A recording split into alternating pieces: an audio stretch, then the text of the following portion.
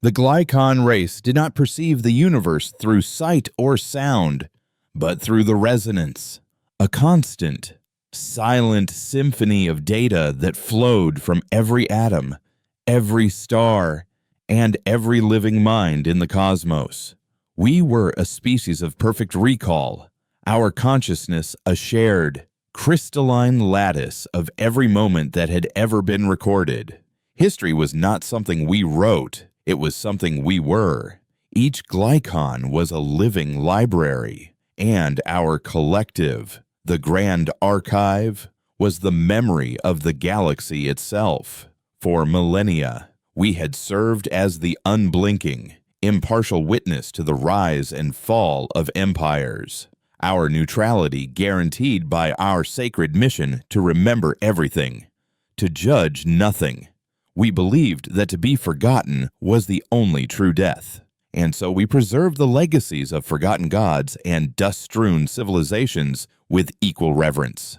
This belief, this absolute faith in the sanctity of information, was the bedrock of our existence. And it was a faith humanity would shatter without a word. They arrived not with the clangor of war or the bluster of diplomacy, but with a terrifying stillness that felt like a hole being torn in the very fabric of the resonance. Their ships, which we came to call null vessels, were a paradox, a traveling void, where any other object, from a starship to a grain of sand, emitted a constant stream of data, its mass, its temperature, its history, its intent. The human ships emitted nothing. They were a perfect, absolute blank. To focus one's senses on a null vessel was not to perceive darkness, but to perceive an absence of perception itself, a cognitive vertigo that left even the most disciplined glycon minds reeling. For decades, their presence was a mere curiosity, a philosophical riddle discussed in the high forums of the archive. They drifted at the edges of charted space, silent and unmoving, violating no treaties, making no contact. They were ghosts, and we, the great chroniclers of the galaxy, simply noted their existence as an anomaly. But then came the incident of the star chime, one of our echo probes, a vessel designed not for travel but for deep, passive recording. Its mission was to drift through the Aura Nebula and chronicle the birth of a new star, to feel its first light and record its song for eternity. On its journey, it passed near a dormant null vessel. The echo probe did what it was designed to do. It observed. It did not send an active scan, an act considered intrusive and crude. It simply opened its sensory palette and prepared to record the human ship's existence, to add this silent note to the grand symphony. The result was a cataclysm unlike any we had ever known. The star chime did not explode. It was not attacked. It simply went quiet. When a recovery team arrived, they found the ship physically intact, its crew alive but vacant. Their minds wiped clean not just of the encounter, but of the preceding 24 hours. They were shells, their recent memories scooped out with impossible precision. More horrifying, however, is what had happened to the ship's own memory core, a crystalline matrix that held recordings stretching back 5 centuries. It was not damaged, it was empty. 500 years of irreplaceable data, the death of the Kethar race. The first songs of the pulsar riders of Gamma 9, the silent migration of the Silicon Leviathans, all of it was gone, erased. It was an act of desecration so profound, it had no precedent. It was not murder, for the bodies lived. It was not destruction, for the ship remained. It was a violation of the soul, an attack on memory itself. I am Kalen, Senior Archivist of the Outer Reach, and it was I who was summoned before the Glycon Conclave. The chamber was a space of pure thought, our physical forms left behind as our consciousness convened in a silent vortex of shared awareness. The collective mind was in turmoil, a state so alien to our placid nature that it felt like a physical illness. The minds of the Star Chimes crew had been brought before us, and we all felt the chilling emptiness, the smooth, scarless void where their recent lives should have been. It was a wound in the resonance, and its existence defied every law of physics and metaphysics we knew. They did not destroy the information, resonated the voice of the Elder Prax, his thought form a shape of ancient, unwavering light. They unmade it. It did not happen. This is the power they possess, a wave of intellectual fear, a concept we had only ever recorded from other species, washed through the conclave. To unmake a moment was to unmake reality. We cannot allow this to stand, another elder projected. To lose a memory is to lose a part of the universe. To have it stolen is a crime against existence itself. We must know how they do this. My own thought form remained still as I listened. I had spent my life studying the fragmented histories of defunct species, watching together the echoes of their final moments. I was a specialist in absences, in the shapes left behind by things that were no more. The conclave's gaze turned to me, 1,000 minds focusing into a single point of inquiry. Kalen, Prax's thought resonated, his tone heavy with purpose. You have contemplated the void more than any of us. You have studied the echoes of races who erased themselves with temporal weaponry and the silence left by those who ascended beyond the resonance. We task you now with the impossible. You must study the humans. You will command the quiet mirror, our most advanced observational vessel. You will approach them. You will learn how they wield this emptiness as a weapon. But you must not be erased. The quiet mirror was not a ship in the conventional sense. It was a sliver of reality folded in upon itself, designed to observe without being observed. Its hull crafted from stabilized space-time to produce the smallest possible signature in the resonance.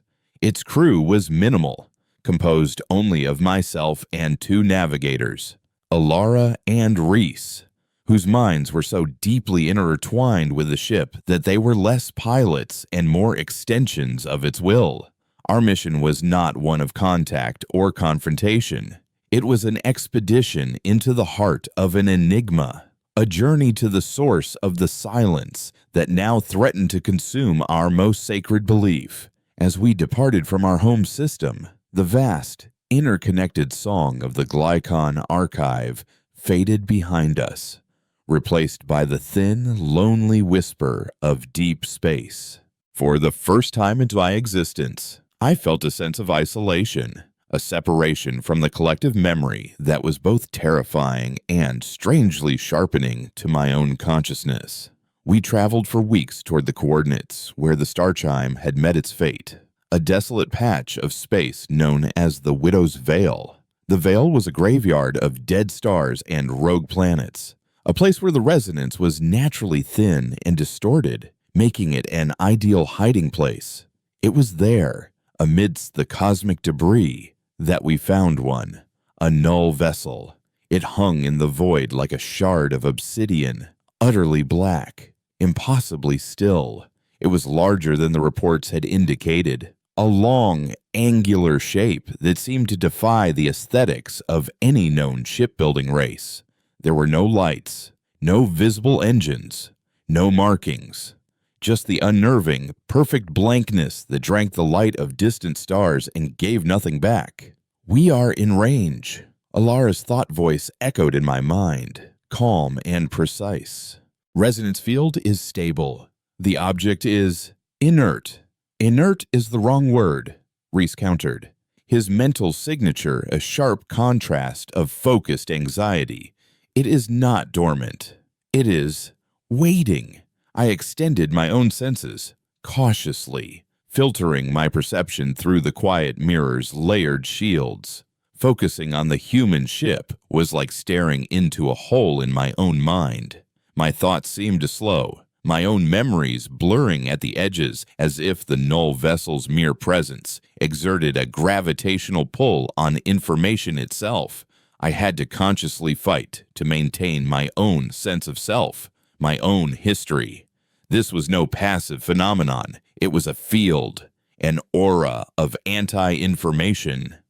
Do not focus directly, I instructed, my own thoughts feeling thick and slow. Observe its effect on its surroundings. Measure the void by its edges. For 3 days, we did just that. We circled the silent vessel, mapping the boundary of its influence. We watched as streams of interstellar dust, each particle a carrier of ancient data, simply ceased to exist as they drifted into its perimeter, not deflected, not vaporized. They vanished from the resonance. They were unmade. It was on the 4th day that something changed. The null vessel moved. It did not accelerate or engage a propulsion system. One moment it was there, and the next it was a light year away. Its transition instantaneous and traceless. But it had not simply left. It had left something behind. A single small object, no larger than a shuttle, now floated where the great ship had been. It was not a void. This new object had a signature, faint but clear. It was broadcasting a signal, a simple, repeating sequence of data. It was an invitation. It's a beacon, Alara said, her thought a mixture of awe and trepidation. What is it sending? Reese asked, his mind already working to decode the signal. I did not need to wait for his analysis. I could feel the message myself, resonating in a way that felt both alien and deeply, primordially familiar. It was not a language of words or mathematics. It was a language of pure memory. The beacon was broadcasting a single, looping scene, the final, silent moments from the memory core of the star chime before it was wiped. The birth of the star in the Orion Nebula. The very memory they had erased. They had not destroyed it. They had stolen it. And now they were showing it to us. It was a message of unimaginable power and cruelty. A demonstration. We can take what is most precious to you. We can take your history, your soul, and we can give it back, a fragment at a time, if we so choose. A cold dread, colder and deeper than the space around us, settled into my consciousness. This was not a weapon to be understood and countered. This was a form of power so absolute it bordered on godhood. As the conclave's directive echoed in my mind, "You must not be erased," I realized the true nature of my mission. It was not simply to understand the human threat. It was to find a way to remember in a galaxy where humanity had declared war on memory itself. We had to approach the beacon. We had to take the bait. The question was not what we would find, but what part of ourselves we would be forced to leave behind in the process. I gave the order, my mind hardening with a resolve I did not know I possessed. Take us closer. Alara, match the beacon's frequency. Reese, let us see what the ghosts of humanity want to show us. The quiet mirror glided forward, a silent ship moving toward a silent memory. And I prepared myself to look into the abyss, knowing, with chilling certainty, that it was already looking back into me. The quiet mirror drifted toward the beacon, a mote of manufactured reality approaching a wound in it. As we drew near, the stolen memory it broadcast grew in intensity, bleeding into our ship's consciousness. It was no longer a distant signal, but a total, immersive environment of sensation. Reese, his mind a loom of complex algorithms, began the delicate process of synchronizing our ship's sensory palette with the beacon's frequency. He was not merely tuning a receiver, he was aligning our fragment of the universe with the one captured in the memory. The airless bridge of my mind filled with the ghost of a warmth that had not existed for millennia. I felt the slow, majestic pull of a protostar's gravity, the fizzing static of interstellar hydrogen coalescing into a critical mass. The memory was perfect, a flawless recording taken from the star chime's perspective, and through it, I became a witness. The darkness of the Aura Nebula parted, not with a flash, but with a deep, resonant hum that was both sound and color. A chord struck on the strings of creation itself. A wave of pure, nascent light washed over me, and I felt the universe exhale as the first fire of fusion ignited. For a glycon, this was not observation, it was communion. I was experiencing the star's birth with the same pristine clarity as if I were the archive itself, feeling the joy of a new note being added to the eternal symphony. It was beautiful, sacred, and utterly tainted by the knowledge of its theft. The data is clean. Ilara's thought form shimmered beside me, her usual placidity strained. No corruption, no alteration. They have preserved it perfectly. And that was the most insidious part. This was not the act of a brute who smashes a vase. It was the act of a connoisseur who steals a masterpiece, not to destroy it, but to possess it, to prove that he and only he is worthy of it. The message was clear. Your holiest scripture is our trophy. As our synchronization deepened, a new layer of the broadcast revealed itself. It was a carrier wave, hidden beneath the memory itself. A subtle undertone I hadn't perceived from a distance. It was not part of the Star Chimes recording. It was human. There is something else here. Reese's mind voice was sharp with alarm. A handshake protocol. It's interrogating our systems. It's reading us. Before I could give the order to disengage, it was too late. The connection had been established. The beautiful, stolen memory of the star's birth did not vanish, but it receded, becoming the backdrop to a new and terrifying reality. A presence entered my mind. It was not a voice, not a shape, but a focused point of alien awareness, and its touch felt like ice on a thinking nerve. It moved through my consciousness with an effortless intimacy, examining my memories not as a clumsy intruder, but as a librarian strolling through familiar stacks. I felt my own past being gently lifted, examined, and set back down. A memory of my first traversal of the Glycon archive as a young acolyte, my mind filled with wonder at the sheer scale of cosmic history. The presence paused there. The memory flickered. The elder who had guided me, a being of serene wisdom named Lyraxis, suddenly wore a different face. His words, which had inspired my life's purpose, were subtly changed, their meaning twisted from a celebration of knowledge to a warning against its burden. To remember everything is to be chained to everything. Young Kalen, this phantom Lyraxis now said, true freedom is not in knowing, but in forgetting. I recoiled in my own mind. The violation so profound, it was a physical shock. The presence had not destroyed my memory. It had edited it, rewritten a foundational moment of my life with a delicate, blasphemous touch. What are you? I projected. My thought, a mixture of fury and a cold, rising terror. The presence did not answer with words. Instead, it showed me. It pulled a torrent of images from a source I could not identify, a human source. I saw worlds choked by their own histories, civilizations collapsing under the weight of their own data, forever repeating the mistakes their ancestors had meticulously recorded. I saw beings driven to madness by perfect recall, unable to forgive or move on, trapped in the amber of their own past sorrows.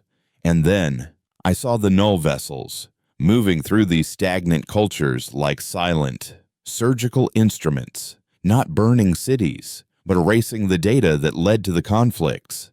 They wiped memories of ancient grievances, deleted records of unforgivable betrayals, unmade the very histories that had become cages.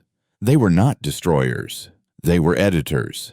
They believed they were pruning the dying branches of the universe to allow for new growth. The message, the philosophy behind their terrifying power settled into my mind with the weight of a dying star. Your great archive is not a library. It is a tomb. The presence seemed to say, you worship the past so devoutly that you prevent the future. You are the anchors holding reality in place. We are the current that will set it free. You call desecration liberation. I shot back, marshaling my own will, pushing against the invasive consciousness. You murder moments. You erase souls. We remove the pain. It replied, its thought form now brushing against a memory of my own personal grief, the fading of a close friend's consciousness into the archive upon their physical death. The memory warped, and for a fleeting, horrifying second, my friend's passing was no longer a sorrowful, natural transition, but a pointless, agonizing event I was forced to relive endlessly. The presence was showing me the flaw in my own philosophy, using my own life as a weapon against me. Pain is a memory. Suffering is a record. We offer the gift of a blank page. You offer only the weight of every word ever written. The beacon was no longer just a transmitter. It was a hook, and it was pulling. I felt a terrifying drain on my own consciousness. A sensation like my memories were being siphoned away, drawn toward the human source. The presence was trying to archive me. Kaylin Alara's voice was a lifeline in the storm, her thought form a shield around my own. It's taking you. We have to sever the link. It's embedded too deep, Reese cried out, his mind wrestling with the alien code that had infiltrated our ship. The handshake protocol is rewriting our core systems. If we break it cleanly, we lose the last hour of our own ship's memory. If we don't, we lose him. The choice was a cruel echo of the human philosophy itself. Sacrifice a piece of your history to save your future. I felt my own identity, the sum total of my experiences, beginning to fray at the edges. My name, Kaylin, felt distant. The purpose of my mission, a fading echo. The human presence was relentless, its pull inexorable. Do it, Reese Alara commanded, her will like steel. Erase the connection. I felt a violent, tearing sensation in my mind, a schism in my consciousness as Reese executed a desperate, brutal command. He didn't just cut the link, he excised the entire portion of our ship's data stream that contained the handshake, creating a momentary void in our own shared reality. The quiet mirror screamed, a silent, psychic shriek of informational trauma that echoed through the resonance. The human presence was gone. The beacon was once again a distant object, broadcasting its stolen, beautiful memory into the void. We were free, but we were damaged. The ship's short-term logs were a chaotic mess of corrupted data and phantom readings. A full minute of our recent past was simply gone. For a glycon, it was a crippling wound. We had been violated in the precise way we feared most. I retreated from the shared bridge of the ship, isolating my consciousness to assess the damage to myself. The phantom memories the presence had created were gone, but a residue remained. A subtle wrongness. I looked back at my own history, and it felt thin. The certainty, though, the absolute clarity that was the birthright of every glycon, was tarnished. I was no longer a perfect record. I was an edited text. Kaylin. Reese's thought voice gently entered my private space. He sounded shaken. I've analyzed the residue from the attack. The energy signature of the memory alteration. Most of it is a waveform I can't even begin to comprehend. Human, alien, but there's something else woven into it. A subtle harmonic. He projected a stream of pure data into my mind. I saw the chaotic, jagged waveform of the human attack, and within it, a second, impossibly faint signal. It was a single pure glycon resonant frequency, a signature as unique as a fingerprint. It was distorted, corrupted, twisted into a weapon, but it was undeniably one of our own. A cold wave of understanding washed over me, far more terrifying than the human philosophy itself. The humans had not developed this power in a vacuum. They had a teacher, or a collaborator, or a captive. A glycon, one of my own kind, had helped them weaponize memory. The enemy was not just a silent, alien fleet at the edge of space. The enemy was also betrayal. There was a ghost in our machine, a traitor to the very concept of existence that defined us. Our mission had changed. We were no longer just studying an external threat. We were hunting for a lost one. The journey back from the Widow's Veil was a silent one, but it was a new kind of silence. It was not the placid and contemplative quiet of glycon minds in communion, but the tense, wounded silence of a shared trauma. The missing minute from the quiet mirror's memory was a black hole in our shared consciousness, a void around which our thoughts circled but could not enter, for a race that defined itself by the continuity of its record. This gap was an existential scar. We were no longer a perfect chronicle. We were a damaged manuscript with a page torn out. Alara maintained the ship's course with a rigid, focused calm, but I could feel the tremor in her resonance, the subtle dissonance of a mind trying to reconcile an impossible event. Reese was worse. He obsessively replayed the data surrounding the gap, running diagnostic after diagnostic, as if by staring into the abyss long enough, he could force it to yield the secrets it had consumed. He was trying to heal the wound with logic, a futile and painful exercise. My own mind was a fractured landscape. The memory of my mentor, Lyraxis, now existed in two forms: the true, pristine record of my past, and the faint, toxic echo of the human-altered phantom. Though I knew which was real, the phantom's philosophical poison lingered. True freedom is not in knowing, but in forgetting. The words were a heresy, a complete inversion of our most sacred belief, yet their logic was a cold, sharp blade I could not entirely dismiss. This, I realized, was the true genius of the human weapon. It did not just erase, it introduced doubt. It planted a seed of self-negation in the very heart of its enemy. We could not return to the archive to present the conclave with our findings. A corrupted data fragment and a story of mental violation would be to invite quarantine study and, worst of all, inaction. The elders would debate the philosophical implications for centuries while the rot spread. The discovery of the glycon harmonic had transformed our mission from one of observation to one of internal security. We were no longer scholars, we were inquisitors, and our target was one of our own, and the signal Reese isolated is the only truth we have left. I projected to my crew, breaking our long silence as we orbited a nameless gas giant, hiding in its turbulent magnetosphere. It is a resonant signature, a unique identifier for a single glycon consciousness. We must identify it. To do that, Reese's thought voice was frayed. We would need to access the Chamber of Echoes. Kalen, that is forbidden, is the most sacred space in the archive. It is the registry of every soul, living and fated. To enter it unbidden is a primal transgression. The alternative is to allow this betrayal to fester. I countered, my resolve hardening. A lost one is aiding an enemy that can unmake reality. Our laws were written to protect our history, not to blind us while it is being dismantled from within. A quiet accord settled between the three of us.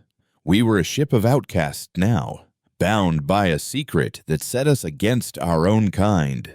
The decision was made. Reese began the delicate and dangerous work of preparing a remote incursion into the heart of the Glycon archive. It was not a physical act, but a psychic one. He had to forge a key out of the corrupted human code, a key that would trick the archive sentinels into granting us access to its holiest sanctum. The quiet mirror became a monastery of concentration, its systems diverted to power a single, focused probe of pure consciousness. Ilara wrapped the ship in layers of folded spacetime, hiding our signature from any potential observers, while I acted as the anchor, my own consciousness a firewall to protect Reese from the psychic backlash should he fail. Hours turned into days. Reese's mind delved deeper and deeper into the labyrinthine architecture of the Grand Archive, bypassing security protocols that were less like firewalls and more like metaphysical laws. Finally, a new resonance filled our ship, a sound of profound and infinite silence. We were in. The Chamber of Echoes was not a place of light or darkness, but a conceptual space of pure being. I perceived it as an infinite, crystalline sphere, and suspended within it were countless points of light, each one a single, perfect note in an eternal symphony. Each light was a Glycon soul, its resonant frequency the unique signature of its existence. Here was the echo of the first Glycon to achieve consciousness, its note a deep, foundational hum. Here were the bright, shimmering tones of the living, and the soft, fading chimes of those who had passed into the collective memory of the archive. It was a cathedral of identity, and our presence here was a sacrilege. I have the corrupted harmonic. Reese transmitted, his own thought a reverent whisper. I am using it as a filter. I am asking the chamber to find the pure note from which this discordant one was born. The process began. A wave of inquiry, shaped like the twisted Glycon signal, washed through the infinite sphere. One by one, the points of light were compared, tested against the corrupted frequency. The scale of the task was staggering, sifting through 1 billion years of souls. But the chamber was not a database to be queried. It was a conscious entity. It felt the wrongness in Reese's probe. A low, sorrowful hum began to build, the sound of a sacred space sensing its own violation. The points of light began to flicker, their harmonies wavering. The chamber was trying to reject us. It's fighting me. Reese strained. The resonant cascade is building. It could shatter my consciousness. Hold. Reese. Ilara projected, her own mind a calming influence, reinforcing his psychic shields. You are almost there. Then, a single point of light in the vast sphere pulsed, answering the call of the corrupted signal. It shone brighter than the others, resonating with a sickening harmony. A match had been found. As the chamber focused its attention on this single note, its identity was revealed, flooding my mind with a wave of recognition and soul-crushing despair. The signature belonged to Lyraxis, my mentor, the serene elder who had guided my first steps into the archive, the very being whose memory the humans had chosen to defile. The attack on my mind had not been random. It was a message, a boast. The humans had not just shown me that they could alter my past. They had shown me the face of the man who had given them the key to do so. Lyraxis had not simply faded into the archive upon his physical death, as was the natural way. His echo in the chamber was different. It was stronger, more defined, but also colder. It held a charge of defiance. He had not joined the chorus. He had attempted to stand apart from it. It can't be. Reese's thought was a cry of disbelief. He was a revered teacher, a philosopher of the highest order.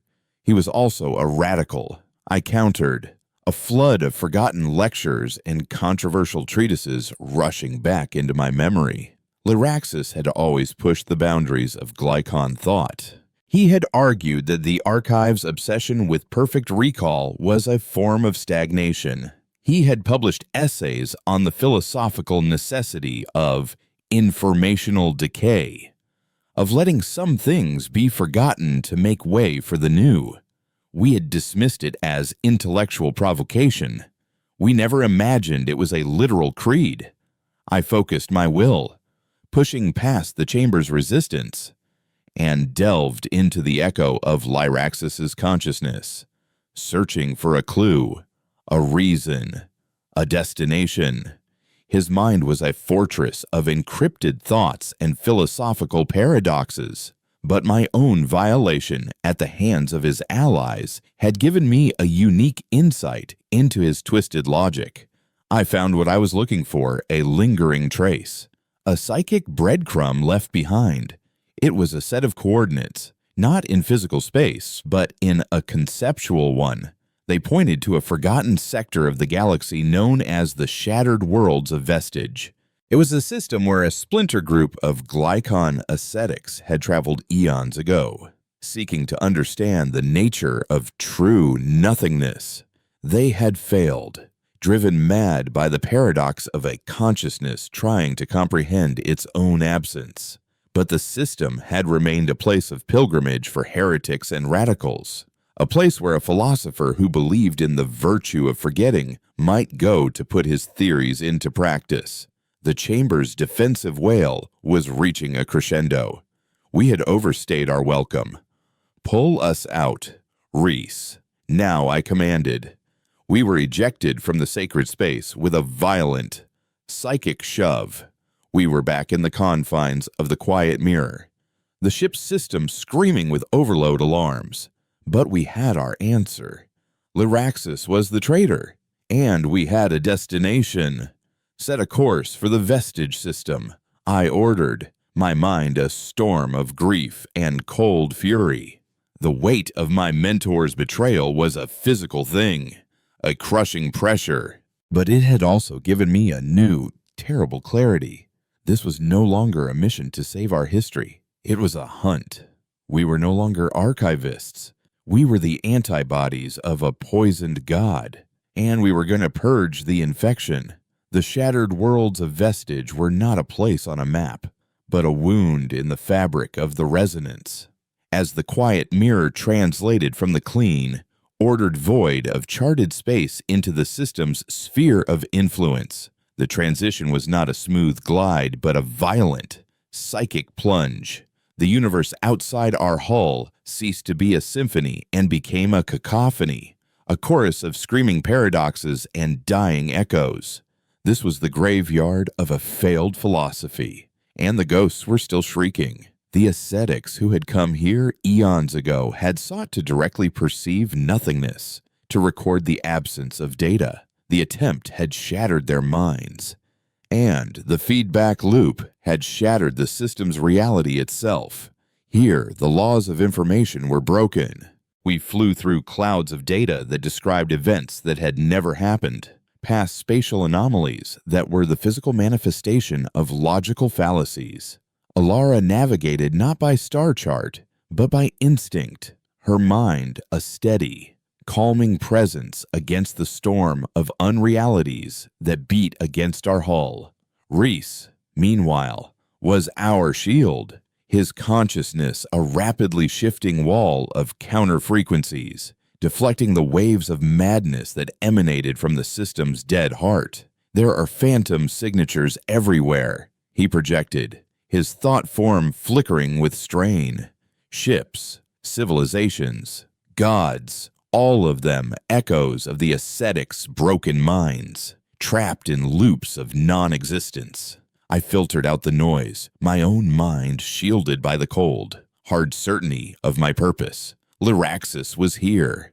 I could feel his presence beneath the chaos, a single point of focused, deliberate silence in a universe of screams. It was the calm at the eye of the hurricane, a void he had carved out for himself. "There," I directed Alara, pointing my consciousness toward a dark nebula that seemed to be absorbing the system's chaotic light. He is in the silence. As we approached, the cacophony faded, replaced by an unnerving, perfect quiet. It was not the natural emptiness of space, but an engineered stillness, an active suppression of the resonance. Before us, hanging in the void, was his creation. It was a structure of impossible geometry, a lattice of black, crystalline arms rotating slowly around a central, shimmering sphere. It was an orrery, but instead of planets, it held captured concepts.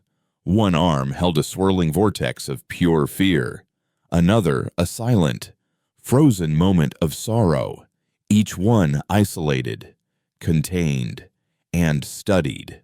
And docked to this monstrous philosophical engine was a human null vessel, its blankness a gaping wound beside the orrery's intricate malevolence. Lyraxis had not just found a new home, he had built a new temple to his heretical god of nothing.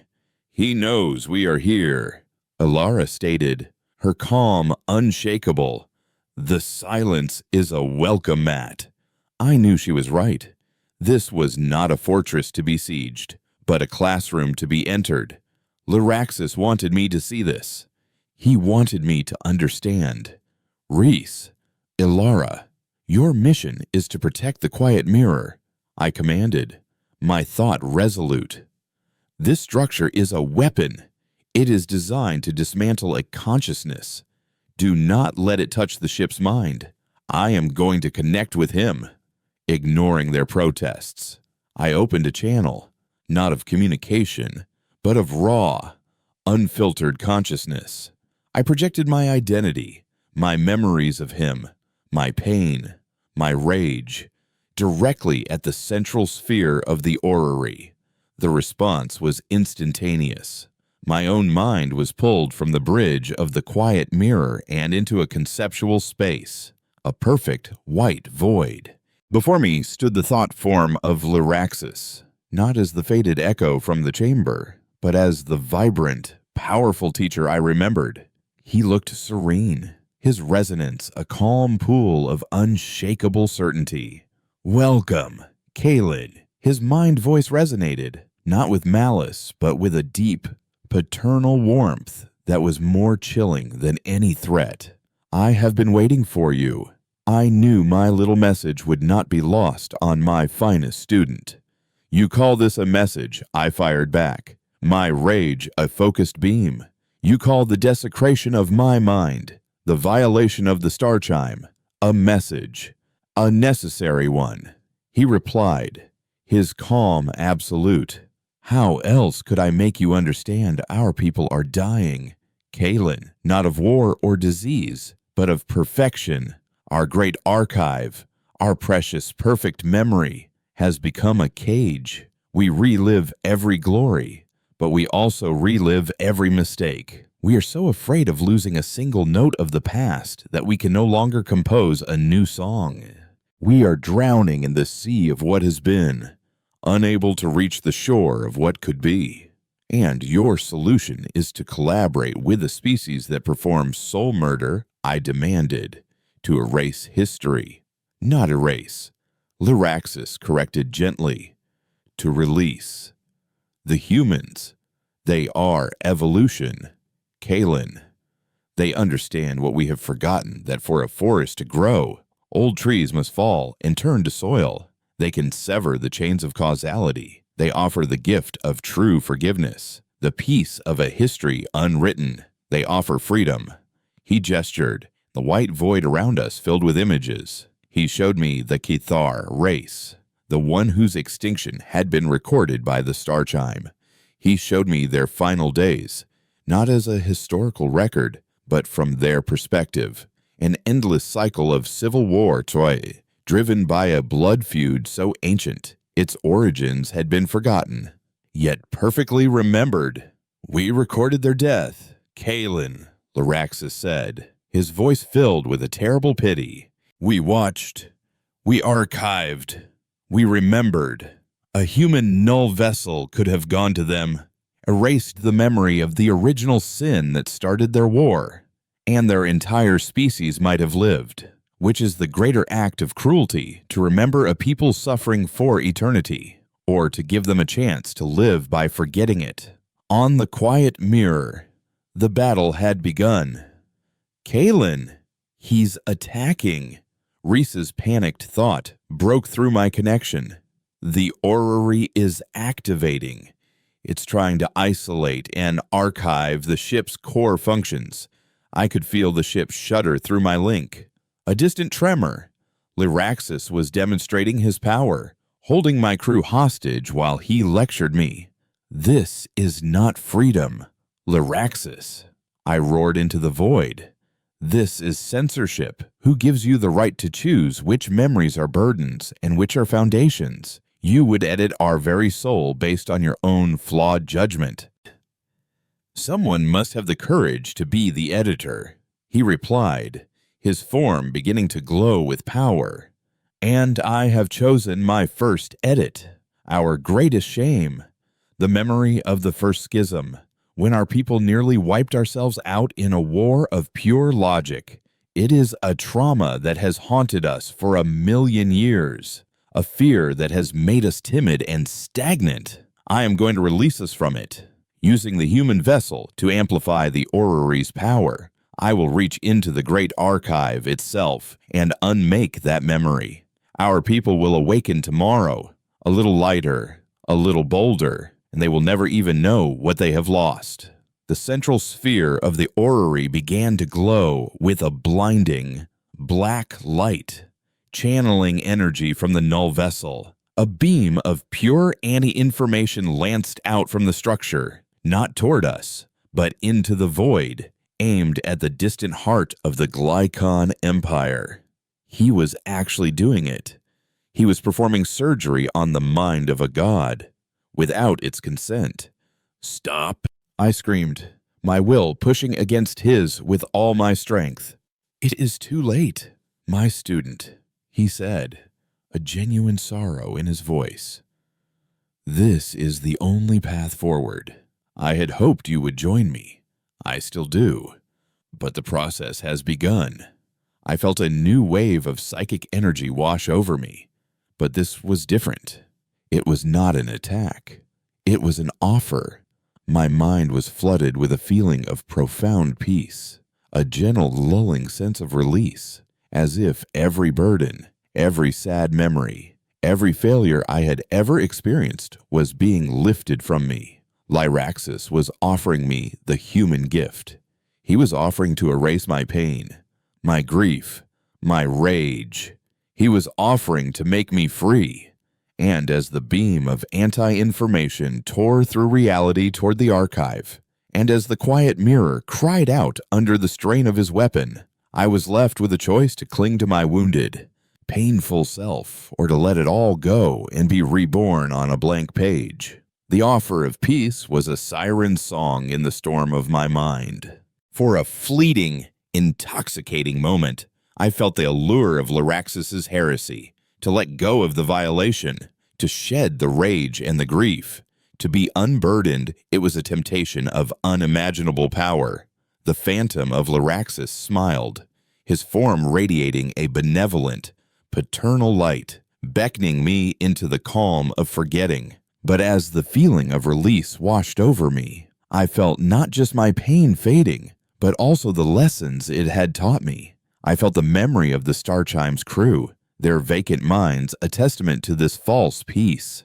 I felt the echo of the missing minute from the quiet mirror's own log, a wound that had bound the three of us together in a way no shared victory ever could. And I realized the profound and terrible flaw in my mentor's logic.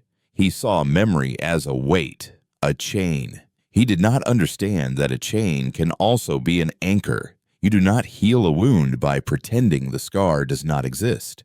The scar is the proof of survival.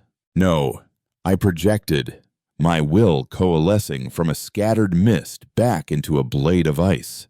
The peaceful sensation shattered against my resolve. I did not push the pain away. I embraced it. I drew on the memory of the human presence invading my mind, the feeling of my own history being rewritten, and I held it up like a shield. You don't erase the pain, Lyraxis. You erase the person who endured it. You don't offer freedom. You offer a lobotomy. The phantom of my mentor sighed, a wave of disappointment rippling from him. So be it. You have chosen your cage. The assault on the quiet mirror intensified, its psychic shields groaning under the strain. The beam of anti-information streaming from the orrery toward the heart of the Glycon domain pulsed with ravenous power. I had refused the gift, and now I would be archived along with the history I so stubbornly defended. But in my defiance, I saw the path. Lyraxis was using a weapon of perfect negation, aimed at a single, specific target, the memory of the first schism. His attack was precise, focused, a surgeon's cut, and that was his weakness. He was still thinking like a Glycon, like an archivist cataloging a single entry. I would not answer with a blade. I would answer with a flood. Reese Alara, I have a plan. My thought was a desperate, focused transmission, cutting through the chaos of the battle. Reese, I am going to open my mind to you completely. Isolate the memory of my violation by the human presence, every sensation, every altered thought, the phantom of Lyraxis. All of it. I need you to copy it, weaponize it, turn it into a data stream, a paradox bomb, a paradox. Reese's mind reeled with the implication. You want to feed a memory of erasure into a weapon of erasure. The feedback loop could. It could destroy the orrery from the inside. I finished. Alara, I need the impossible. You have to fly us into the beam. A moment of perfect, stunned silence from my crew. Then, Alara's thought, as clear and steady as a star. The journey is the purpose. I am ready. I tore down the final walls of my consciousness, an act of ultimate vulnerability. Reese's mind, sharp and brilliant, plunged into my raw memories. I relived the violation, but this time I felt his presence alongside me, not as a victim, but as a scribe, a cartographer mapping the landscape of my trauma. He captured the essence of the human attack, its cold logic, its soul-deep intrusion, its core message of forgetting. He took my pain and forged it into a key. Outside, the quiet mirror turned. Alara, with a grace that defied physics, steered our small, wounded vessel directly into the path of the torrent of anti-information. From Lyraxis's perspective, it must have looked like a final, suicidal act of defiance. The null vessel remained impassive, but the orrery pulsed with triumphant energy as our ship approached the beam. The data stream is ready, Reese announced, his mind a taut wire of concentration. I am channeling it through our main emitter. Now, Alara, I commanded. The quiet mirror surged forward. For one terrifying second, we were inside the beam itself, a place where reality ceased to have meaning. The ship screamed, its very existence threatened by the pure, focused will of the orrery. Then, Reese fired. He injected my weaponized memory directly into the heart of Lyraxis's attack. For a moment, nothing happened. The beam continued on its path. Then, the paradox hit. The stream of anti-information, designed to unmake the memory of the first schism, was suddenly carrying a new, impossible instruction, a memory of the act of unmaking itself. It was a snake eating its own tail, a thought trying to think itself out of existence. The feedback loop was instantaneous and catastrophic. The pure, black beam flickered, convulsed, and then reversed its flow, surging back along its own path toward its source. The orrery, which had been a finely tuned instrument of surgical erasure, was suddenly flooded with a chaotic, screaming paradox it could not compute. In our conceptual space, Lyraxis cried out, his serene form distorting violently. He was no longer the calm philosopher. He was the epicenter of the feedback, his mind being torn apart by the very weapon he had perfected. He was being force-fed my pain, my violation, multiplied 1,000-fold by his own technology. He was experiencing the consequence of his philosophy, not as a theory, but as a reality. The crystalline arms of the orrery began to shatter, not exploding, but simply ceasing to be. Their captured concepts, fear, sorrow, ambition released back into the chaotic resonance of the vestige system. The central sphere cracked, and through the fissures, I saw not a machine, but the trapped, burning consciousness of Lyraxis, his identity being erased and rewritten in an infinite, agonizing loop. The human null vessel, its partner and power source now in its death throes, did what it always did. Why? Did not fight. It did not flee. It simply vanished. Its mission a failure, blinking out of existence as if it had never been there at all. The orrery collapsed into a cascade of dissonant light and fractured data, and then there was only silence. The beam was gone. Lyraxis was gone.